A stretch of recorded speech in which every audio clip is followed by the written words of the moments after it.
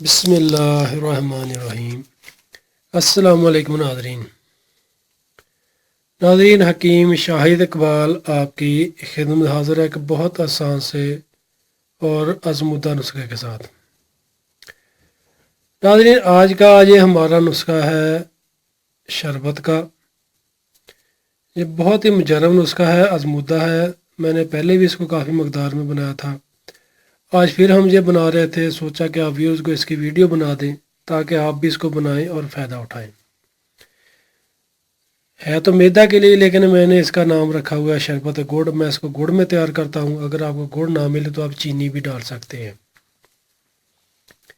بہتر ہے کہ گڑ استعمال کر لیں، بہت اچھا رزلٹ ملے گا انشاءاللہ۔ کھایا پیا بھی ہضم ہوگا، میدا کی جو خرابیاں وہ بھی انشاءاللہ ٹھیک ہوں گی۔ کئی ایسے مریض ہیں جو کہتے ہیں کہ انہیں بھوک نہیں لگتی، انشاءاللہ اس شربت کے استعمال سے بھوک بھی لگے گی۔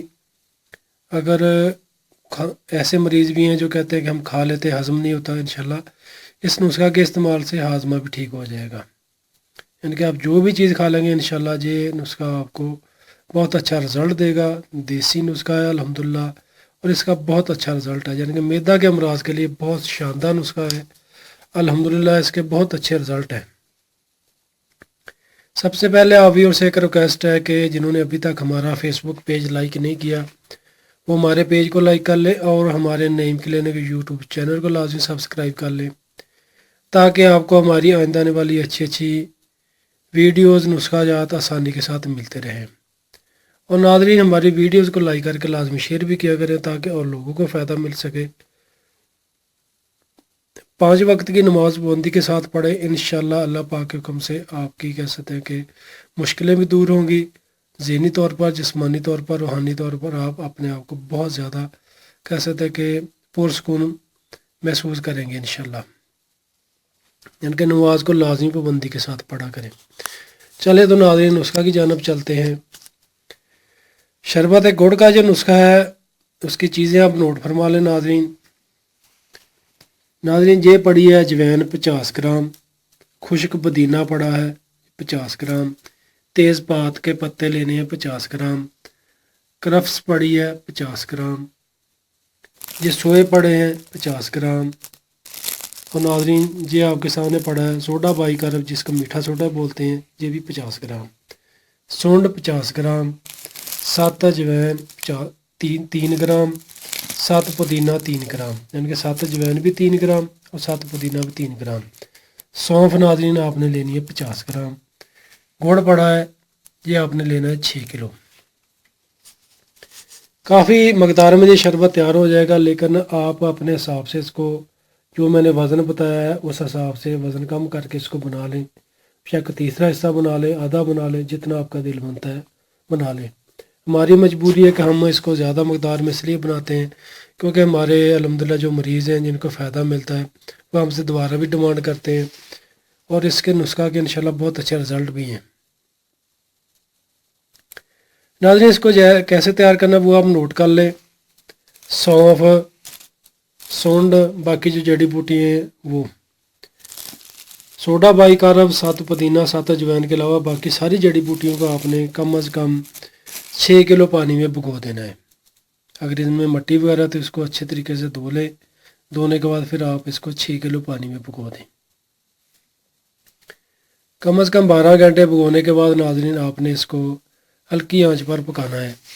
جب آپ کا کہہ سکتے کہ آدھا کلو پانی اڑ جائے، یعنی کہ خشک ہو جائے، ایک پاؤ یا آدھا کلو پانی جب خشک ہو جائے اس کے بعد آپ نے آگ کو بند کر دینا ہے، اور پانی کو ٹھنڈا ہونے کے بعد اچھے طریقے سے صاف کر لینا ہے۔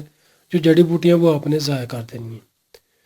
سمجھ لیں کہ ناظرین یہ جڑی بوٹی کا جوشاندہ تیار ہو گیا ہے۔ اس تیار شدہ جوشاندے میں آپ نے ناظرین جو گڑ پڑا ہے وہ آپ نے اچھے طریقے سے حل کر دینا ہے۔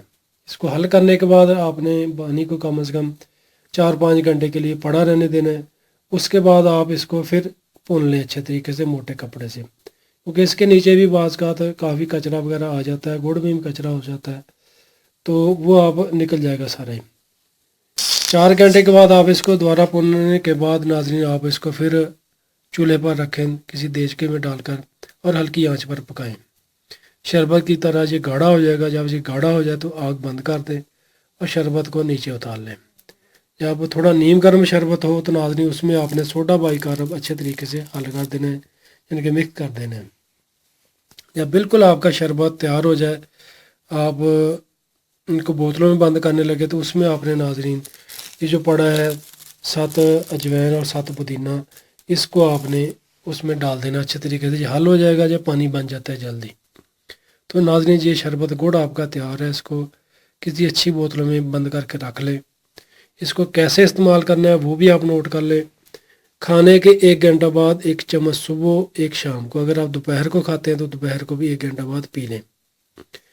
इंशाल्लाह खाया पिया भी हजम होगा, मैदा के मसले भी ठीक होंगे, गैस का मसला है वो भी इंशाल्लाह ख़त्म हो जाएगा, कब्ज़ का मसला है इंशाल्लाह नाज़रीन वो भी ख़त्म हो जाएगा।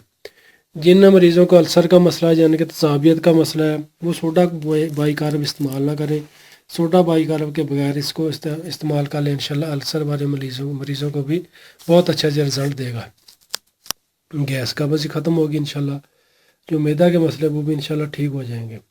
नाज़रीन बहुत मुजरब नुस्खा है, इसको मामूली मत समझिएगा, इसको बनाकर इस्तेमाल कीजिएगा। दुआ में याद रखिएगा नाज़रीन।